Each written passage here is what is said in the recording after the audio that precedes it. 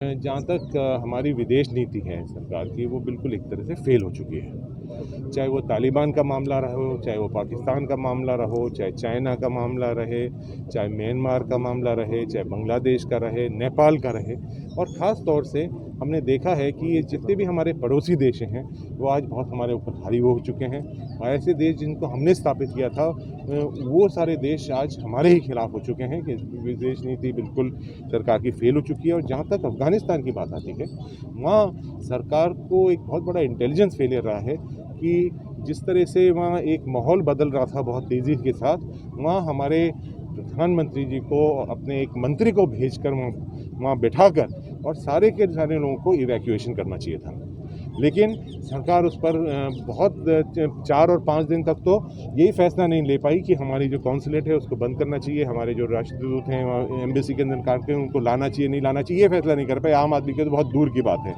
तो मेरा आग्रह है सरकार से कि हमारे जितने भी देश के हमारे साथी हैं जो उन जगहों में फंसे हुए हैं उनको ज़रूर बुलाया जाए।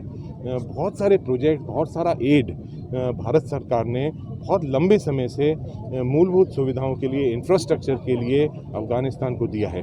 पुराने तालिबान रूल के अंदर भी दिया है और अभी भी बहुत सारे प्रोजेक्ट चल रहे हैं। तो उनको समूह को दबाव देकर और जल्दी से जल्दी हमारे उनको लाया जाए। मैं तो ये निवेदन करना चाहूँगा, धन्यवाद देना चाहूँगा माननीय मुख्यमंत्री जी का, शांति धारीवाल जी का, कि वो आज 3 दिन तक अलवर में रहे।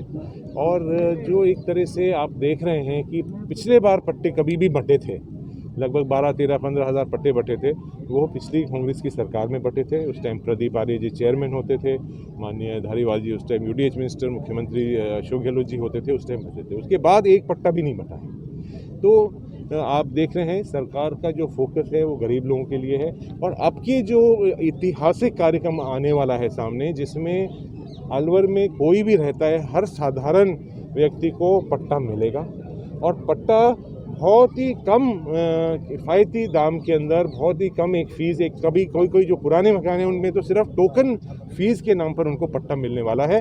ये एक ऐतिहासिक फैसला सिर्फ हमारे प्रदेश के लिए नहीं लेकिन पूरे देश के लिए है। उसके लिए मैं बहुत बहुत बधाई, अग्रिम बधाई देना चाहूँगा। आप आगे बढ़कर और इनका सहयोग कीजिए, पैसे में और इसमें सहयोग करने की ज़रूरत नहीं है। आप अपना चाहे 2 घंटे भी आप अपना समय दें तो एक हम समाज को बदल सकते हैं।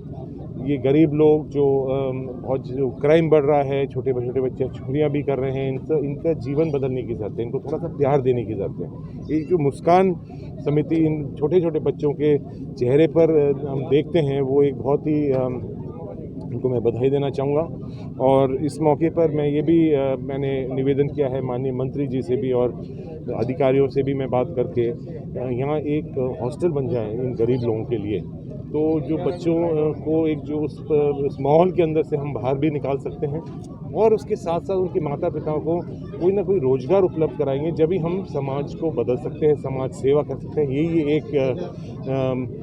एक तरह से उदाहरण के रूप में समाज सेवा का कार्यक्रम चल रहा है। यही एक है कि देखिए, सिर्फ हम किसी को अरेस्ट करके चाइल्ड लाइन के द्वारा उसके ऊपर कार्रवाई करके और उनको वापस छोड़ दें, उससे कोई बदलाव नहीं होने वाला है। इनको मुख्य धारा में जोड़ने के लिए बच्चों को उसकी काउंसलिंग भी करनी पड़ेगी, उनकी जो घर का एक परिवार का जो एक माहौल है उसको बदलना पड़ेगा। उसके लिए पूरी समिति आगे काम करना चाहती है, और हमारा सरकार की तरफ से भी और हमारे व्यक्तिगत रूप से भी हमारा पूरा सहयोग रहेगा।